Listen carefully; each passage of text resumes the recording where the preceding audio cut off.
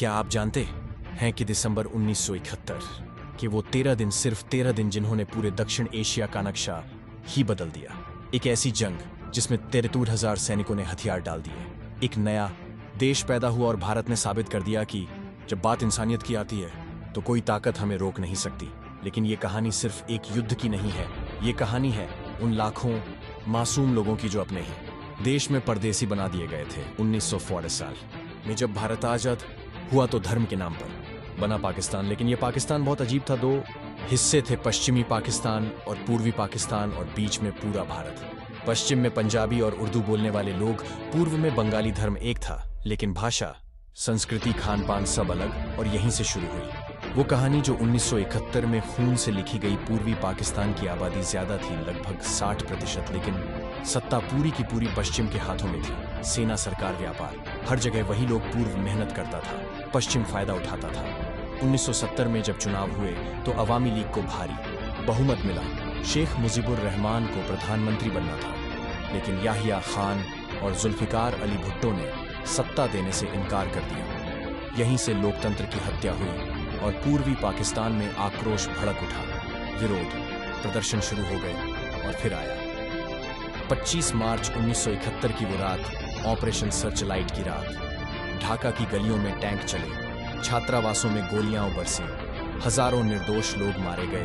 एक रात में 35,000 लोग, ढाका की यूनिवर्सिटी में छात्रों और प्रोफेसरों की हत्या कर दी गई। वो चीखें, वो आग, वो डर आज भी इतिहास के पन्नों से आवाज लगाते हैं। लेकिन डर से आजादी नहीं रुकती। पूर्वी पाकिस्तान के लोगों ने विद्रोह किया, मुक्ति वाहिनी बनी। आम लोग, छात्र, किसान सब हथियार उठा चुके थे। रेडियो पर ऐलान हुआ, हम आजाद हैं, ये है बांग्लादेश।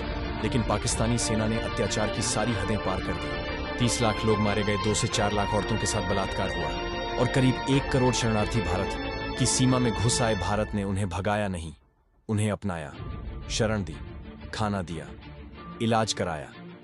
लेकिन इंदिरा गांधी जानती थीं कि यह सिर्फ दया का सवाल नहीं था, यह भारत की सुरक्षा का सवाल था। उन्होंने फैसला लिया कि भारत अब चुप नहीं बैठेगा। भारत ने मुक्ति वाहिनी को ट्रेनिंग दी, 33,000 से ज्यादा लड़ाके तैयार हुए। सोवियत संघ के साथ दोस्ती मजबूत की। अगस्त 1971 में इंडो सोवियत संधि हुई। फील्ड मार्शल सैम मानेकशॉ ने कहा, मानसून के बाद दिसंबर में हमला करेंगे, और इंदिरा गांधी ने धैर्य रखा। 3 दिसंबर 1971 को पाकिस्तान ने भारत पर हमला कर दिया। ऑपरेशन चंगेज खान के तहत पाकिस्तान ने भारत के 8 एयरबेस पर बमबारी की। लेकिन यह पाकिस्तान की सबसे बड़ी गलती थी। अब भारत के पास कानूनी और नैतिक अधिकार था युद्ध का जवाब देने का। भारतीय सेना ने 3 मोर्चों पर हमला किया, जमीन, आसमान और समुद्र। लोंगेवाला की लड़ाई में मेजर कुलदीप सिंह चांदपुरी और उनकी छोटी टुकड़ी ने पाकिस्तान के टैंकों की पूरी रेजिमेंट रोक दी। पूर्वी मोर्चे पर भारतीय सेना 3 दिशाओं से बढ़ी। सीधे ढाका की ओर नौसेना ने ऑपरेशन ट्राइडेंट में कराची बंदरगाह को ध्वस्त कर दिया। पाकिस्तान की पनडुब्बी गाजी डूब गई। पाकिस्तानी सेना पूर्वी पाकिस्तान में फंस चुकी थी। न कोई मदद, न कोई सप्लाई। 11 दिसंबर को भारतीय पैराट्रूपर्स तांगेल में उतरे। ढाका अब बस कुछ दिन दूर था। 14 दिसंबर तक ढाका चारों तरफ से घिर चुका था। लेफ्टिनेंट जनरल नियाजी समझ गए अब अंत आ चुका है। 16 दिसंबर 1931 अब ढाका के रमना रेसकोर्स मैदान में लेफ्टिनेंट जनरल जगजीत सिंह अरोड़ा के सामने लेफ्टिनेंट जनरल ए के नियाजी ने आत्मसमर्पण के दस्तावेज पर हस्ताक्षर कि 33,000 पाकिस्तानी सैनिकों ने हथियार डाल दिए। ये द्वितीय विश्व युद्ध के बाद सबसे बड़ा आत्मसमर्पण था। चारों तरफ जय बांग्ला के नारे गूंज रहे थे। बांग्लादेश आजाद हो चुका था और भारत ने सिर्फ 13 दिनों में यह युद्ध जीत लिया। इस जीत के पीछे कई कारण थे। भारतीय सेना की शानदार रणनीति, मुक्ति वाहिनी का साहस, पूर्वी पाकिस्तान की जनता का समर्थन, इंदिरा गांधी का मजबूत नेतृत्व और सोवियत संघ का राजनीतिक सहयोग, जिसने अमेरिका के 7वें बेड़े को बेअसर कर दिया। अमेरिका ने पाकिस्तान की मदद के लिए अपना 7वां बेड़ा बंगाल की खाड़ी में भेजा था, लेकिन सोवियत संघ ने अपना बेड़ा भेजा और अमेरिकी बेड़े को रोक लिया। युद्ध जीतने के बाद इंदिरा गांधी ने तुरंत युद्ध विराम की घोषणा की। उन्होंने कहा, भारत का कोई विस्तारवादी इरादा नहीं है।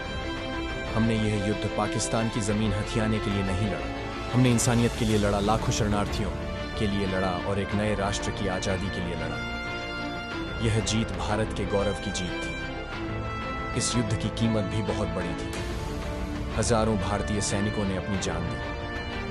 30 लाख बांग्लादेशी मारे गए, लेकिन इस बलिदान ने एक नए राष्ट्र को जन्म दिया। 1971 की इस लड़ाई ने दक्षिण एशिया की राजनीति हमेशा के लिए बदल दी। पाकिस्तान 2 टुकड़ों में बंट गया, उसका 2 राष्ट्र सिद्धांत टूट गया। बांग्लादेश ने साबित किया कि धर्म के आधार पर राष्ट्र नहीं बनते।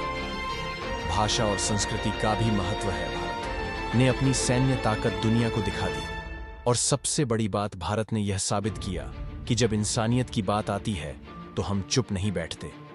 आज जब हम इस कहानी को सुनते हैं तो हमें याद रखना चाहिए कि यह सिर्फ सैनिकों की बहादुरी की कहानी नहीं है, यह उन लाखों मासूम लोगों की कहानी है जिन्होंने अत्याचार सहे, यह उन माओं की कहानी है जिन्होंने अपने बेटों को युद्ध में भेजा, यह उन मुक्ति बाहिनी के सैनिकों की कहानी है जिन्होंने अपनी जान देकर अपने देश को आजाद कराया। 1971 हमें सिखाता है कि अन्याय के खिलाफ आवाज उठानी चाहिए। जब किसी पर अत्याचार हो रहा हो तो मूक दर्शक नहीं बनना चाहिए। भारत ने यही किया। हमने चुप नहीं बैठे, हमने मदद की, हमने लड़ा और हमने जीत हासिल की। ये हमारी विरासत है, हमारा गौरव है। 1971 सिर्फ एक युद्ध नहीं था, ये मानवता की जीत थी, लोकतंत्र की जीत थी, न्याय की जीत थी। तो दोस्तों, ये थी 9/11 की वो कहानी जो हर भारतीय को जाननी चाहिए। अगर आपको ये वीडियो पसंद आया तो लाइक करें, शेयर करें और कमेंट में बताएं कि आपको इस कहानी के बारे में क्या लगता है। और हाँ, चैनल को सब्सक्राइब करना मत भूलिए। जय हिंद।